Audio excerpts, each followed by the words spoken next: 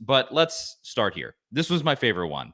And out of this whole set of players, and it was not the highest rated recruit, but it was the one that I enjoyed getting the commitment from the most, and that was Cristian Conyer, an athlete from South Warren High School in Bowling Green, Kentucky, which actually my cousin went to South Warren. I know my wife went to Western Kentucky University, familiar with that area.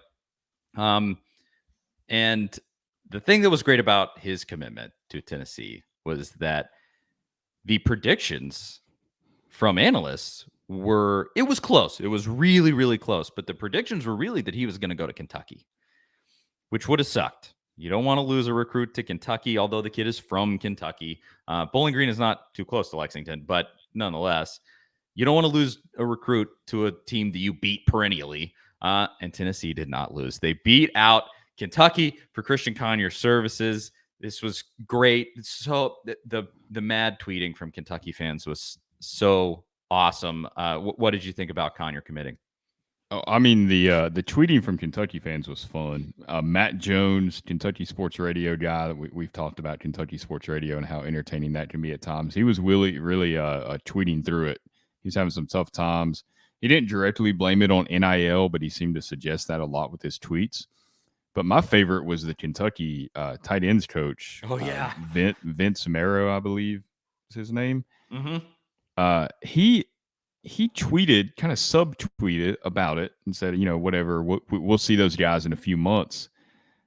But what was wild about that is his daughter was getting ready to get married. I mean, his tweet right before that was, best day of my life, fixing to walk my daughter down the aisle. And he, in the midst of all that, he has to send a subtweet kind of bemoaning the loss of this player to Tennessee. I mean, that is fantastic. You're all in Kentucky's head at this point, from their coaching staff to their fan base to their biggest media person in Matt Jones. It's beautiful because Matt Jones hates Tennessee so much.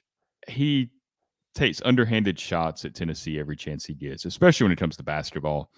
But even in football, they try to, because they've had some success under Mark Stoops, but they haven't really had much success against Tennessee.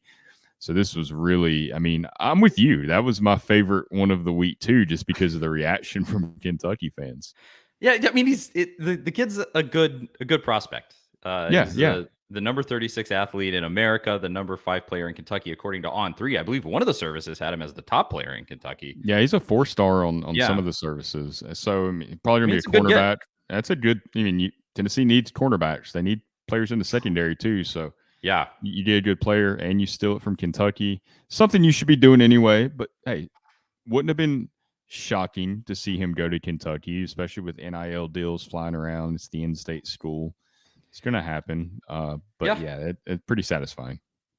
But these were, I looked, back-to-back tweets from Vince Marrow, Kentucky. He says, walking my daughter down the aisle today. God is good. Hey, congratulations to Vince's daughter. That is great. And then the very next tweet, let's see, what is the time difference? 3:07 p.m. for the first one. And then 4:20, so an hour and a half later, 4:28 on the next one. And then he says, about to enjoy the biggest day of my life. You shouldn't have put that in there. You shouldn't have put that in there. No. That was a mistake. Because like the Tennessee fans would have never known to like look. I mean, I'm sure like some would have found it and been like, look, he's sweet. But he threw in about to enjoy the biggest day of my life. We will see them dudes in a few months. Go Big Blue. Bro. What are you doing?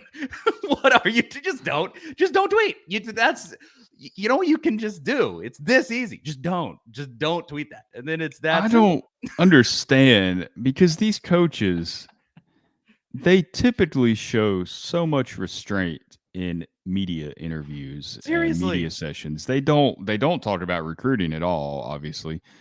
But they get on Twitter and they have the need to say something. It happens all the time. I mean, we've seen this a ton, where these kind of like subtweets come from coaches that miss out. It's never a good look. Never. Wish the kid well and move on. Like, you're going to lose some of those battles. Alabama loses battles. Georgia loses battles. There's so many. We'll talk about this more in a minute, I'm sure. But there's so many things there's only so much a school can do when it comes to recruiting. I'm sure Kentucky did everything right. I'm sure they built a good relationship with the kid. They thought they had a good shot. There's probably not a lot more they could have done. The kid just preferred Tennessee. Tennessee also lost out on players recently this week, last week. Same deal. I mean, you can't control ultimately where a player wants to go. You really can't. And this, I just don't. Why would you do this? It's still just so funny. He followed it up even from then. I haven't seen this. He said at almost 10 o'clock that night. I assume maybe the wedding is still going on at that point if it's a really long wedding. They might have had to postpone it. Dad's having a breakdown. Yeah. Call it off. He said, I have much respect for that young man. I'm happy when any kid goes to college, whether, and he spelled it whether like the Weather Channel, whether it's Kentucky or any other school. It's football, not life and death. Back to my daughter's important day. Go Big Blue. Like, again, what if you just didn't? What if you didn't say anything? Like, that makes it worse. Vince, why? Like, you have to know if his daughter knows, and she might have just been wrapped up in the day and not realized that any of this ever happened. Who knows?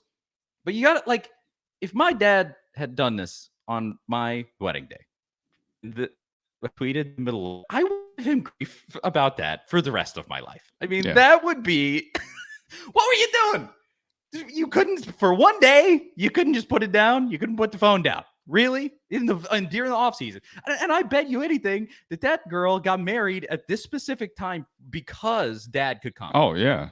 Like, she can't get married during the fall because dad can't be there. It's the deadest part. I mean, it's a dead period, I believe, in recruiting right now, where they, it's the deadest part of the year in college football. So yeah, I'm sure that's specifically the reason. And he's still tweeting through it. So congrats to him on the wedding, and congrats to Tennessee on Cristian Conyer. That was definitely our favorite get of the weekend.